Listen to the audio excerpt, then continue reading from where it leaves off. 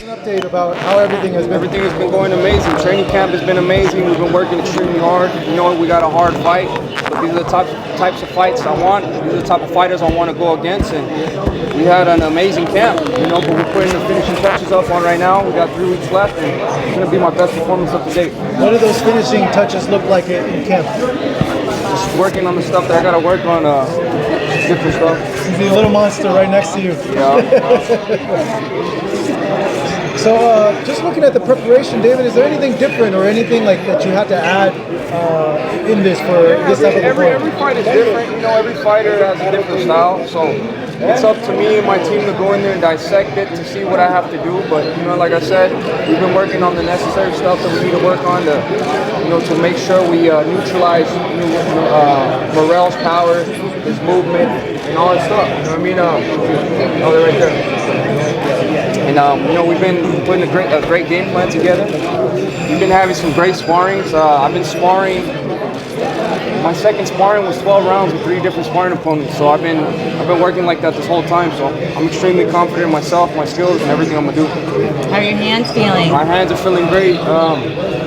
Since the last fight, you know, I went through those injuries. I took 3 months off. I didn't use the hands at all for 3 months, but now they're feeling great. You know, I've been doing a lot of physical therapy on them. Been working on a lot on them. And they feel great. They feel better than before. Did you find it was kind of a blessing in disguise when you hurt your right hand? You had to really focus working on your left hand, and now the power in that carries through even more? Yeah, definitely. I feel like everything for me, I use experience to my advantage. You know, the last fight, when I fought with 2 injured hands, you know, now I was going up against, you know, a great fighter. So I kind of had to use, you know, more touches, more speed. I had to do stuff that I don't usually do, you know what I mean? But it actually showed me that I have a lot of heart, you know, and going up against a guy that caliber with 2 messed up hands, and now that I'm injury free, I feel amazing. You know, nothing's gonna get in my way February 1st.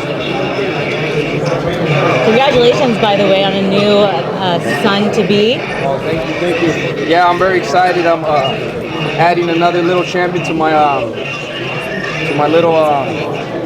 to my family, and you know, it's just more motivation for me to go in there and keep working harder and keep working as hard as I've been working. You know, the main theme right now for this fight is that you're the one that's experienced. He has a deep amateur pedigree, but it's you who has the experience. Do you see that fight like this, or do you just see him just as another opponent?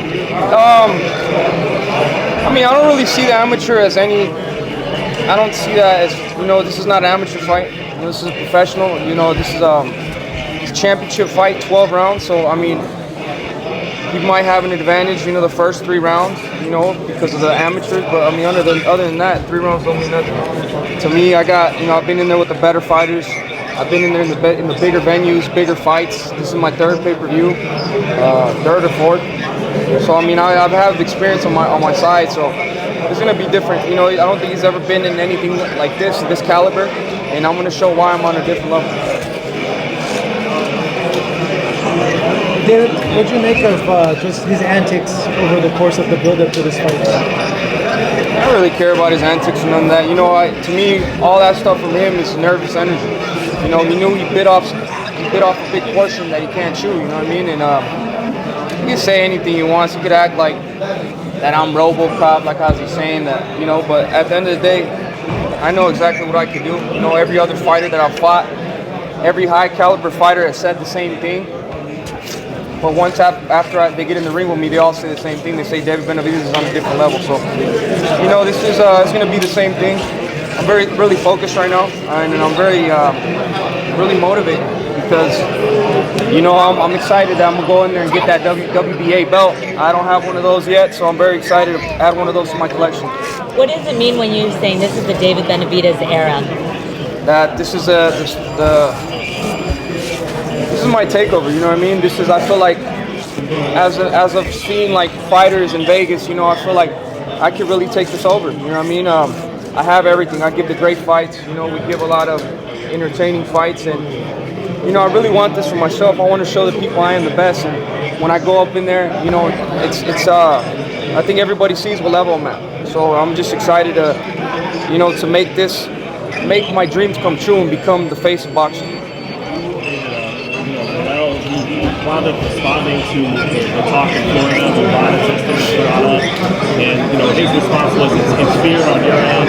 It's something you're bringing up as an excuse because of fear and you're scared of all those. It's not an excuse for shit, but when you go through other fighters that say, hey, I was tested by VADA, but then David Morrell was not tested, it brings a lot of questions up, you know what I mean? I'm not the only fighter that says this. There's been 2 other fighters that say this.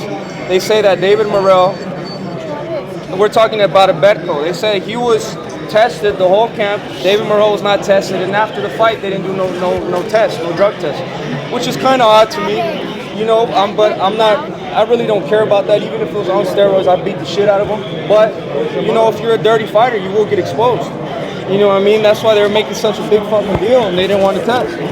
But dirty fighters will be exposed in this game. You know what I mean? And it's not good for the sport and it's not good for people, to use steroids. So, I'm not going to let that shit slide. What's the status of that right now, the testing? What is being used? What? What is the status of the testing right now? Like, what is being used? We're being tested because I keep putting pressure on VADA saying that we got to test. And Isn't it's supposed to be interim for WBC? WBC and then WBA. Okay. Yeah. So, at the end of the day, these are the high caliber fights that need testing. When I fought Caleb Plant, when I fought Demetrius Andre, we were testing 14 weeks out. You know what I mean? With this one, we barely started testing 9 weeks out. And it's not like I'm asking stuff that I didn't do myself. I've been tested more than VADA by anybody. I've been tested more than anybody. By VADA by anybody. You know what I mean? I've been tested over probably 40 times. So it's not like I'm telling them to do something I didn't do myself. You know what I mean? When I fought Caleb Plant, they wanted to test as soon as we signed the contract. So it's not like I'm asking them to do anything, and then for them to act like, we're making them do something that they're not supposed to do. We're supposed to take VADA tests. It's supposed to be clean boxing. Isn't that why VADA's in boxing? You know what I mean? David, is the plan to fight the better BF winner after this? Yeah, that's definitely the plan, to go up there and win the belts. But as of right now, I'm 100% focused on February 1st, David Morrell. And until then, after that, then we can talk about what's going to happen after. Who won that fight to you? I thought Bivol won that fight, to be honest with you. It was a close fight. It could have went. Couldn't have won either way. I feel like Bivol won most of the rounds. He controlled most of the rounds, and his combination punching was better. Do you think he wins the rematch? I think he does. Yeah. Is it different, or do you think it's more? I don't know, because both those fighters are both high caliber fighters, so they can make adjustments. So I don't know. I don't know if it's going to be the same fight or not. But if it's the same fight, I feel like Bivol wins. David, ¿me podrías un poquito de tus comentarios generales sobre la pelea de tu rival? Pues la verdad yo me siento muy bien ahorita, estoy 100% listo.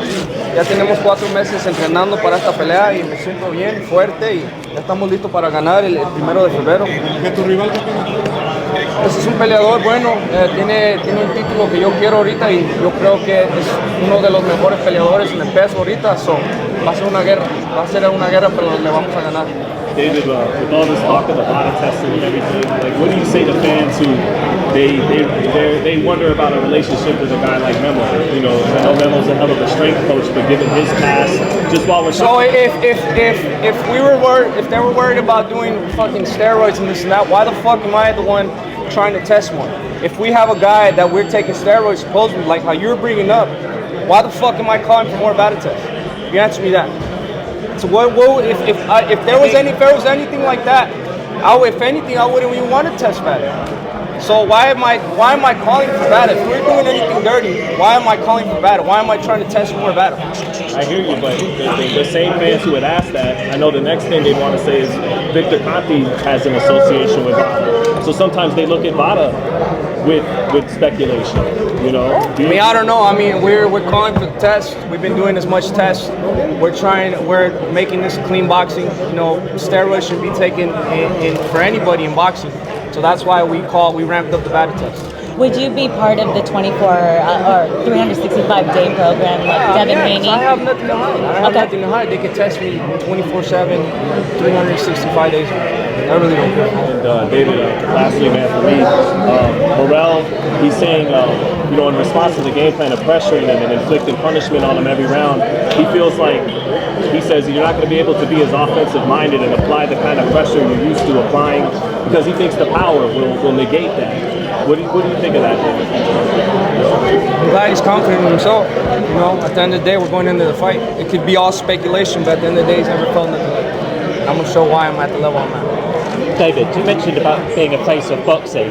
Is that a new sponsor on your shirt? It's been my sponsor for the past 2 fights. Agua Plus, best water in the world. You're not even recording. You can't see it.